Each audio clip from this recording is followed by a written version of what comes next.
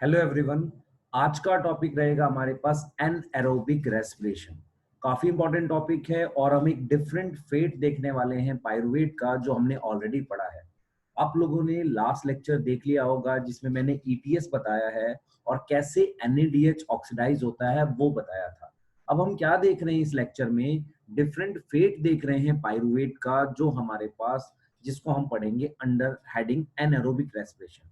चलिए तो देखते हैं। जब हमने फेट ऑफ पाइरुवेट की बात की थी कि हमारे पास फेट ऑफ पाइरुवेट क्या होगा, तो बेसिकली हमने ये कहा था कि पाइरुवेट से हमारे पास एसिटाइल कोए बनता है और इसके साथ CO2 बनता है, और ये एसिटाइल कोए एंटर करता है क्रैब साइकिल में जब हम एरोबिक फेट की बात करते हैं।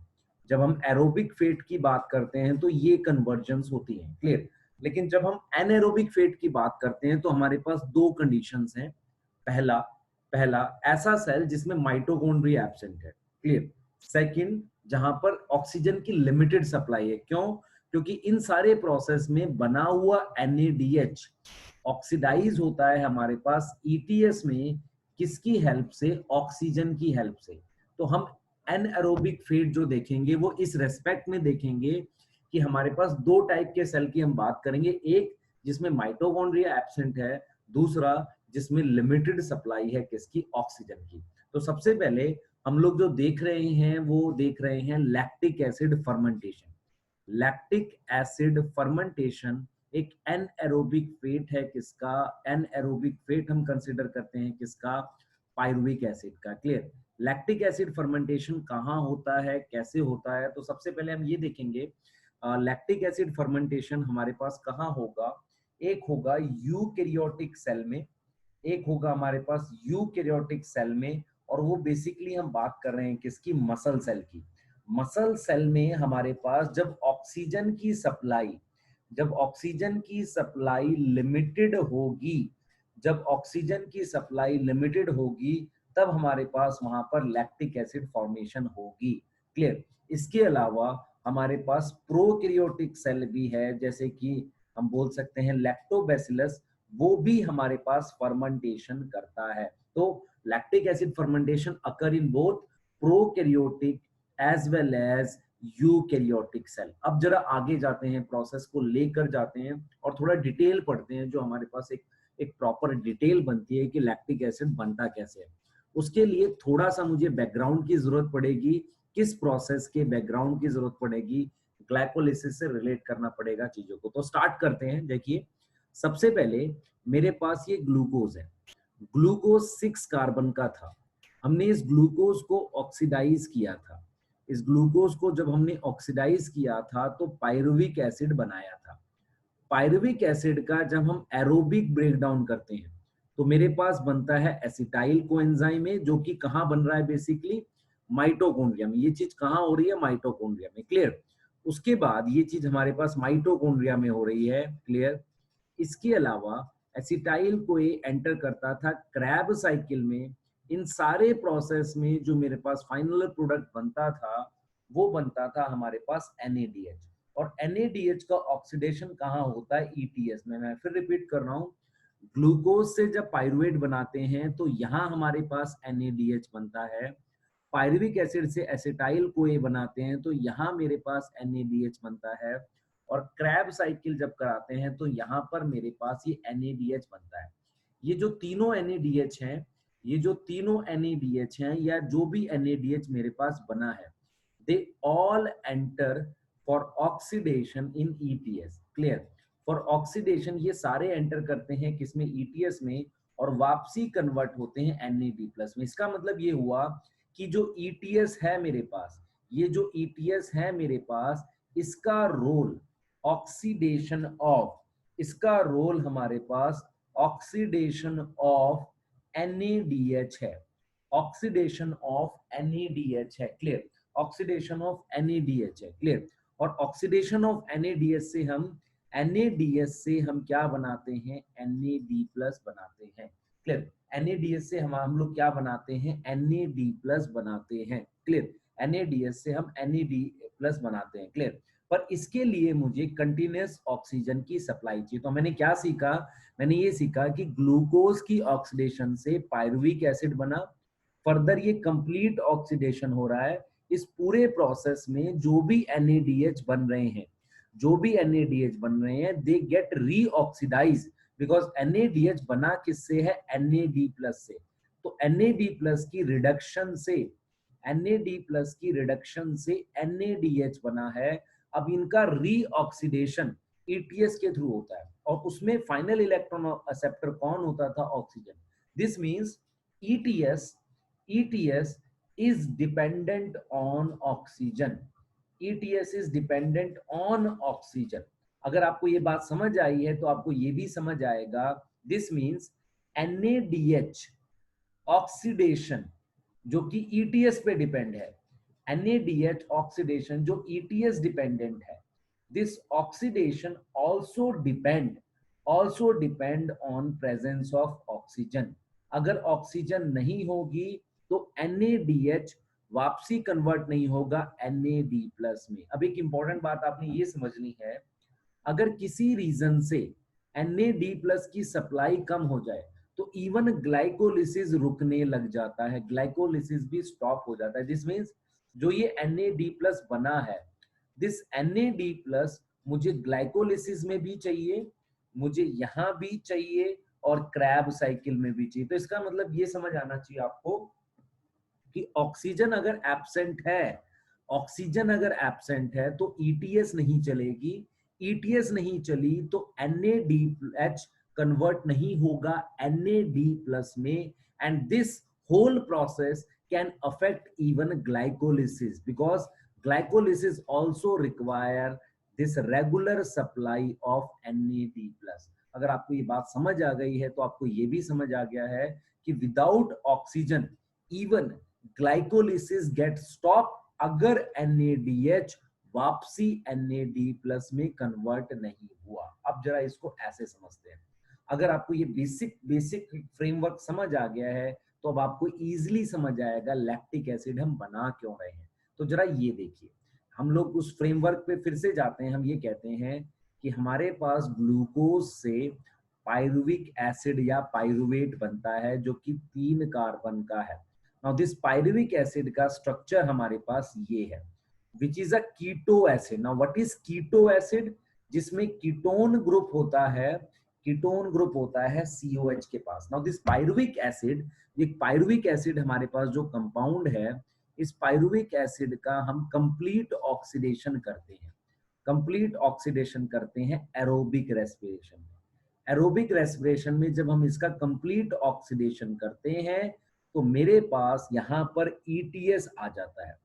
ETS का रोल एक्चुअल में क्या है कि इन सारे प्रोसेस में जो भी NADH बना, उस NADH को हमें क्या करना है, उस NADH को मुझे वापसी ऑक्सीडाइज करना है किसमें, NAD+ में, ताकि हम क्या कर सकें, ग्लाइकोलिसिस को रन कर सकें, ग्लाइकोलिसिस को रन कर सकें। अब जरा ये देखिए, इन केस अगर ऑक्सीजन की सप्लाई लिमिटेड हो जाए, अगर ऑक्सीजन की सप्लाई लिमिटेड हो जाए तो क्या रुकने लगेगी, ETS टेंड टू स्टॉप। अगर ETS स्टॉप होने लगेगी, ETS स्टॉप होने लगेगी because oxygen is final acceptor of electron, तो ETS टेंड टू स्टॉप। तो हमारे पास glycolysis can also stop, glycolysis can also stop. मैं ऐसा इसलिए लिख रहा हूं, ये मैं ऐसा इसलिए लिख रहा हूं क्योंकि मुझे यहाँ पर ये NAD+ नहीं मिलेगा अगर ये NAD+ मेरे पास ग्लाइकोलिसिस में नहीं बनता है, तो मुझे ये नहीं मिलेगा। मींस सॉरी, ETS में नहीं बनता, ये ETS में वापसी रीजनरेट नहीं हुआ तो ये ग्लाइकोलिसिस में यहाँ नहीं आ पाएगा। अब देखिए होता क्या है, होता ये है कि जब हम रनिंग करते हैं तो मसल्स को ज्यादा एनर्जी की रिक्वायर है, तो ज्यादा का से ज्यादा ग्लूकोज का ब्रेक डाउन हो रहा होगा, पर उतनी ऑक्सीजन कम हमारे पास नहीं होती। हमारी बॉडी ज्यादा ऑक्सीजन पंप करती है, मतलब ब्रीदिंग रेट बढ़ाता है, हार्ट ज्यादा पंप करता है, स्टिल ऑक्सीजन कम पड़ती है। उस केस में अगर ग्लाइकोलिसिस ना रुके, मींस NAD+ की सप्लाई चलती रहे, इसके लिए हम क्या करते हैं, पायरुविक एसिड को कन्वर्ट कर देते हैं लैक्टिक एसिड में। क्योंकि अगर आप ध्यान से सोचें, हम करेंगे क्या, हम इस प्रोसेस में NaDH को रीऑक्सीडाइज कर देंगे NAD+ में। क्लियर? अगर आपको याद हो, हमने ग्लाइकोलिसिस में 2 एटीपी बनाए थे। क्लियर? 2 एटीपी बनाए थे और 2 ही NaDH बनाए थे। तो हम ये कह रहे हैं कि जो ग्लाइकोलिसिस का NaDH है वो यहाँ ऑक्सीडाइज होगा, किसमें, लैक्टिक एसिड में। क्यों? क्योंकि ETS नहीं चल पा रही है प्रॉपरली, क्योंकि ऑक्सीजन की सप्लाई कम है। तो ये जो पायरुविक एसिड है, इसको हमने कन्वर्ट कर दिया लैक्टिक एसिड में। अब ये देखिए, NaDH से NAD+ की कन्वर्जन, ये हमारे पास इसकी ऑक्सीडेशन है। इसका मतलब इस स्टेप में हमारे पास रिडक्शन हो रही होगी। इस स्टेप में हमारे पास रिडक्शन हो रही होगी। अगर इस स्टेप में हमारे पास रिडक्शन हो रही है, इस स्टेप में हमारे पास अगर रिडक्शन हो रही है, तो बेसिकली क्या होगा, तो बेसिकली क्या होगा बेटा, बेसिकली क्या होगा, लैक्टिक एसिड हमारे पास ये बन गया, लैक्टिक एसिड हमारे पास ये बनेगा। और अगर आप लैक्टिक एसिड का स्ट्रक्चर देखेंगे तो आपको इजीली समझ आएगा हुआ क्या। देखिए, ये जो हमारे पास लैक्टिक एसिड कैसे बनेगा, दिस कीटोन ग्रुप, इस कार्बन पे जो कीटोन ग्रुप है ये वाला, दिस कीटोन ग्रुप कन्वर्ट हो जाएगा अल्कोहल में। तो आपको लैक्टिक एसिड का ये स्ट्रक्चर दिखेगा। दिस मींस इस लोकेशन पर हमारे पास, इस लोकेशन पर कीटोन था जो कन्वर्ट हो गया अल्कोहल में। तो इसका मतलब पायरुविक एसिड की रिडक्शन से लैक्टिक एसिड बनता है जो 3 कार्बन है। और अगर आप इस प्रोसेस को देख पाए, इस प्रोसेस में, इस स्टेप में कोई एटीपी नहीं है। तो लैक्टिक एसिड में जो भी एटीपी बन रहा है वो बेसिकली कहाँ बन रहा है, ग्लाइकोलिसिस में बन रहा है। इसका मतलब इस प्रोसेस का, इस स्टेप का अपना कोई एटीपी नहीं है, इस स्टेप का अपना कोई एटीपी नहीं है। क्लियर? इसके लिए मुझे एंजाइम चाहिए, लैक्टेट डिहाइड्रोजिनेज, लैक्टेट डिहाइड्रोजिनेज, जो कि मसल के साइटोप्लाज्म में होगा। मसल सेल के हमारे पास किस में होगा, साइटोप्लाज्म में, जो लैक्टिक एसिड फॉर्मेशन करेगा। तो अगर आप देख पाए, हमें बेसिकली क्या दिखेगा, बेसिकली क्या दिखेगा, मैंने यही बोला है कि ग्लूकोज जो है, ग्लूकोज जो हमारे पास 6 कार्बन का ग्लूकोज है, उस ग्लूकोज को हम कन्वर्ट करते हैं पायरुविक एसिड में। पायरुविक एसिड में जब हमने कन्वर्ट किया तो उससे हम एरोबिक ब्रेकडाउन करते हैं। जब हम एरोबिक ब्रेकडाउन करते हैं, जब हम एरोबिक ब्रेकडाउन करते हैं, एरोबिक ब्रेकडाउन करते हैं, तो हम क्या कर रहे हैं बेटा, हम क्या कर रहे हैं, एरोबिक ब्रेकडाउन जब कर रहे हैं तो हम ये कह रहे हैं कि जब हम एरोबिक ब्रेकडाउन करते हैं, एरोबिक ब्रेकडाउन जब हम करते हैं, तो हमने क्या किया बेटा, हमने ये किया कि एरोबिक ब्रेकडाउन करने के बाद इससे जो भी NaDH बने हैं उनको हमने ETS में ऑक्सीडाइज किया। अब ये चीज अगर आपको समझ आई है तो ETS ऑक्सीजन डिपेंडेंट थी। ये प्रोसेस फास्ट होता है, लेकिन सबसे फास्ट हमारे पास ग्लाइकोलिसिस होता है। क्लियर? ग्लाइकोलिसिस सबसे फास्ट प्रोसेस होता है। तो स्पीड वाइज अगर हम जाएं तो ग्लाइकोलिसिस की 1 है, तो इस वाले एरोबिक ब्रेकडाउन की स्पीड 2 है। ये जो पायरुविक एसिड है इसको हम टेम्पररी कन्वर्ट कर सकते हैं लैक्टिक एसिड में। हम ये सिर्फ इसलिए कर रहे हैं क्योंकि ऑक्सीजन कम है। पायरुविक एसिड को लैक्टिक एसिड में कन्वर्ट करने से ये NaDH यूज हो जाएगा और क्या बन जाएगा, NAD+, ताकि ग्लाइकोलिसिस को कंटिन्यू रख सके। Because this process is fast, it require regular supply of NAD+, ताकि वो उसको कन्वर्ट कर सके NaDH में। क्लियर? इससे क्या होगा, मुझे ये जो 2 एटीपी यहां मिल रहे हैं, अगर देखिए, अगर ETS की स्पीड स्लो हो जाती है तो ग्लाइकोलिसिस भी रुकने लगेगी। बिकॉज ग्लाइकोलिसिस भी क्या होगी, रुकने लगेगी। क्लियर? रुकने लगेगी। तो हम क्या करेंगे, हम ये करेंगे कि ये जो 2 एटीपी है इसकी सप्लाई बनी रहे, तो इसके लिए पायरुविक एसिड को डाइवर्ट कर देते हैं लैक्टिक एसिड की तरफ। तो इस पूरे स्टेप में मींस ग्लूकोज से पायरुविक एसिड और लैक्टिक एसिड में हमारे पास जो एटीपी हैं वो यही 2 एटीपी होते हैं। मींस ये वो 2 एटीपी हैं जो बनते हैं। तो अगर आप ध्यान से देखें, टोटल मेरे पास 2 एटीपी बनते हैं। मतलब एक ग्लूकोज से जब हम 2 लैक्टिक एसिड बनाते हैं, 2 लैक्टिक एसिड बनाते हैं, तो टोटल एटीपी हमारे पास 2 एटीपी बनते हैं। और एनसीईआरटी इसको लिखती भी है कि less than 7% energy form means less than 7% का मतलब ये हुआ लेस देन 7% एनर्जी फॉर्म। इसका मीनिंग ये हुआ कि हमारे पास 7% से कम एनर्जी बनेगी। लेस देन 7% एनर्जी फॉर्म का मतलब 7% से कम एनर्जी बनेगी, विच इज एग्जैक्टली हम लिख सकते हैं, हम ऐसे लिख सकते हैं कि हम लोग एटीपी लिख रहे हैं 2 एटीपी जो कि एनएरोबिक में बन रही है, लैक्टिक एसिड में बन रही है, अपॉन में 36 एटीपी जो एरोबिक में बन सकती थी। ये लगभग 5.55 ऐसे कुछ आएगा, which is less than 7%, which is less than 7%। और एक इंपॉर्टेंट पॉइंट आपको ये समझ में आना चाहिए कि ये जो मैं प्रोसेस में बोल रहा हूं बार बार कि ग्लूकोज से पाइरुवेट वाला प्रोसेस जो ग्लाइकोलिसिस है वो फास्टेस्ट है। मींस ग्लूकोज से हम जो पाइरुवेट बना रहे हैं ये प्रोसेस फास्टेस्ट है, इसकी स्पीड 1 होती है। पाइरुवेट से एरोबिक करते हैं, इसकी स्पीड सेकंड होती है। पर क्योंकि ये एरोबिक किस पे डिपेंड है, ऑक्सीजन डिपेंडेंट है। अगर ये स्पीड डिक्रीज करी तो इसकी स्पीड को बनाए रखने के लिए, इस 2 एटीपी की सप्लाई को बनाए रखने के लिए पायरुविक एसिड से लैक्टिक एसिड बनाते हैं। अब लैक्टिक एसिड जो होता है हमारे पास अगर एक्यूमुलेट हो गया तो उस लैक्टिक एसिड को क्या करेंगे, उस लैक्टिक एसिड को हम क्या कर सकते हैं, वो मसल में इकट्ठा होने से क्रैम्प्स लाएगा। क्लियर, मसल में इकट्ठा होने से वो क्रैम्प्स लाएगा या फैटीग के लिए रिस्पॉन्सिबल होगा। तो हम क्या करेंगे, हम क्या करते हैं, इस लैक्टिक एसिड को मसल से, इस लैक्टिक एसिड को मसल से मूव कर सकते हैं लिवर में। तो लैक्टिक एसिड चला जाता है हमारे पास लिवर में, और लिवर में इस लैक्टिक एसिड से हम वापसी पायरुविक एसिड बना सकते हैं। And this pyruvic acid can again give glucose. और जब हम पायरुविक एसिड जो कि एक नॉन कार्बोहाइड्रेट सोर्स है, this pyruvic acid is 3 carbon keto acid, अगर ये ग्लूकोज में कन्वर्ट हो तो इसे हम नाम दे सकते हैं ग्लूकोनियोजेनेसिस। तो मेरे पास ग्लूकोनियोजेनेसिस से वापसी ग्लूकोज बन जाता है। तो ये जो एक सीक्वेंस बनता है इसे हम कहते हैं कोरी साइकिल। और ये एक्चुअल में क्या करता है, लगभग 20% लॉस हो जाता है हमारे पास किसका, लैक्टिक एसिड का। मींस अगर मेरे पास टोटल 100 कार्बन है उसमें से जो रिकवरी होती है सिर्फ 80 कार्बन की होती है, बाकी कार्बन का मींस हम लोग बोल सकते हैं एक तरीके से लॉस हो जाता है।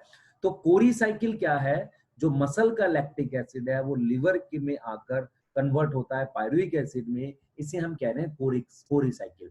यहाँ पर जो मुझे एंजाइम चाहिए जो साइटोप्लाज्म में होता है, दैट इज लैक्टेट डिहाइड्रोजिनेज। अब यहाँ पर हम 2-3 चीजें और पढ़ेंगे, जैसे जैसे हम लैक्टिक एसिड के लिए बात कर सकते हैं। 2 तरह की मसल्स होती है, एक होती है हमारे पास रेड मसल।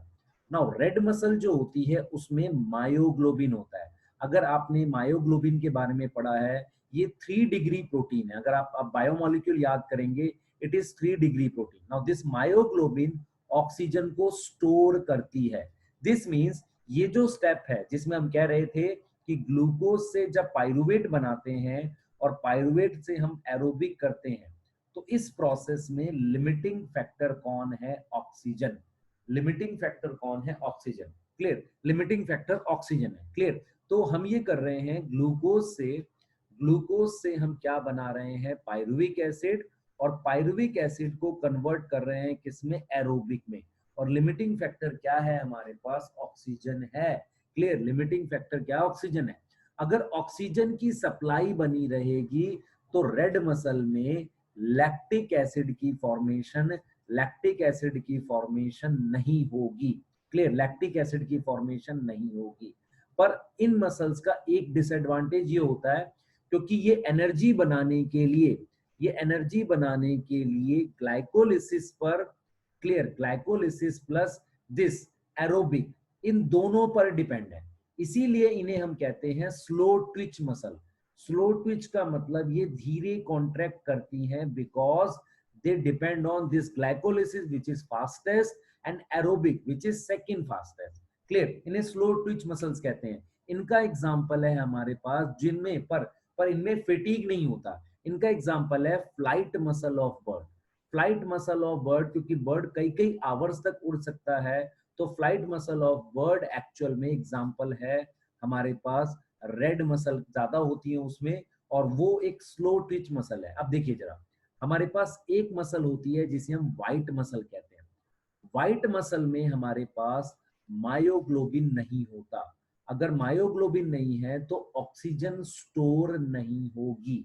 अगर ऑक्सीजन स्टोर नहीं हुई तो जो जो बेसिकली ग्लूकोज है, ग्लूकोज से पाइरुवेट, और पाइरुवेट से जो एरोबिक ब्रेकडाउन है, ये एरोबिक ब्रेकडाउन लिमिटेड ऑक्सीजन में हमारे पास क्या होने लगेगा, स्टॉप होने लगेगा। क्लियर? और पाइरुवेट कन्वर्ट होगा किसमें, लैक्टिक एसिड में। पर एक चीज समझिए, यहां पर एनर्जी का मेन सोर्स सिर्फ ग्लाइकोलिसिस है, ये नहीं है। इसीलिए इनको क्या मिलेगी, क्योंकि ग्लाइकोलिसिस एक फास्ट प्रोसेस है, fast and burst of energy मिलेगी, fast and burst of energy मिलेगी, fast and burst of energy form. So they are known as fast twitch muscles, और ये बहुत तेजी से कॉन्ट्रैक्ट करती हैं, और ये यूज होती हैं जैसे कि हमारे पास जो रनर होते हैं, जो स्प्रिंटर होते हैं, जैसे अगर मैराथन रनर होगा तो उसमें रेड मसल होगी। तो जो जो अचानक से तेज दौड़ते हैं, स्प्रिंटर होते हैं, जैसे यूसियन बोल्ट, या जो चीता है, डियर है, ये अचानक से तेज दौड़ते हैं। तो इनमें हमारे पास कौन सी मसल होती है, व्हाइट मसल होती है, क्योंकि वो जल्दी से बर्स्ट ऑफ एनर्जी बनाती है, because their energy mainly depend on glycolysis, but they consume more glucose, for same amount of energy। इसको हम प्रूव भी कर सकते हैं, सेम अमाउंट ऑफ एनर्जी के लिए वो ज्यादा ग्लूकोज कंज्यूम करेगा। क्लियर? ये चीज हम प्रूव भी कर सकते हैं इजिली, लेकिन आपको ये समझ आना चाहिए कि लैक्टिक एसिड मसल्स में कब बनता है, हमारे पास व्हाइट मसल में बनेगा, और बनाने का मेन पर्पस है in order to continue glycolysis. Clear? और लेस देन 7% एनर्जी बनती है, विच मीन्स हमारे पास एनर्जी परसेंटेज बहुत कम है एक ग्लूकोज से। अगर आप इस चीज को देखें, हम ऐसे बोल सकते हैं, if you require 36 ATP, you need to consume one glucose for same amount of energy, in aerobic, but one glucose give only 2 ATP, so you need to consume 18 glucose, you need to consume 18 glucose from same amount of energy in anaerobic respiration, means glucose का consumption increase हो जाएगा। ये चीज आपको समझ आनी चाहिए, glucose का कंजम्पशन इंक्रीज हो जाएगा। क्लियर? और इसको हम अगर रिलेट करें तो हम कहेंगे less than 7% energy form. Now this complete, basically क्या कंप्लीट कर रहा है, लैक्टिक एसिड फर्मेंटेशन कंप्लीट कर रहा है। अब अपने नेक्स्ट लेक्चर में देख रहे हैं इथेनॉल फर्मेंटेशन और उससे रिलेटेड चीजें। क्लियर? अब आपने क्या करना है, इस लेक्चर को ध्यान से देखना है, एनसीईआरटी से रिलेट करना है, और अगर आपको ये बेसिक पॉइंट समझ आते हैं कि लैक्टिक एसिड बना क्यों रहे हैं, and how pyruvic acid is related with lactic acid, और मैं आपको एक एक होमवर्क दे रहा हूँ, एक क्वेश्चन दे रहा हूँ कि आपको फाइंड आउट करना है कि how malic acid, how how oxaloacetic acid is related with, how oxaloacetic acid related with malic acid, ये फाइंड आउट करिए आप कैसे ये रिलेट कर रहा है। आपको पता चलेगा सिमिलरली पायरुविक एसिड रिलेट है लैक्टिक एसिड से, ये आपको क्लियर करेगा, ये क्लियर करेगा आपको। तो हम अपने नेक्स्ट लेक्चर में पढ़ेंगे इथेनॉल फर्मेंटेशन। आपको अगर ये सारे बेसिक पॉइंट समझ आए हैं तो वीडियो को लाइक करिए और अपने मैक्सिमम फ्रेंड्स को शेयर करिए, क्योंकि मैंने बहुत बेसिक तरीके से इसको समझाया है कि लैक्टिक एसिड एक्चुअली क्यों बना रहे हैं। तो अपने नेक्स्ट लेक्चर में हम लोग पढ़ते हैं एनारोबिक रेस्पिरेशन में बेसिकली फर्मेंटेशन।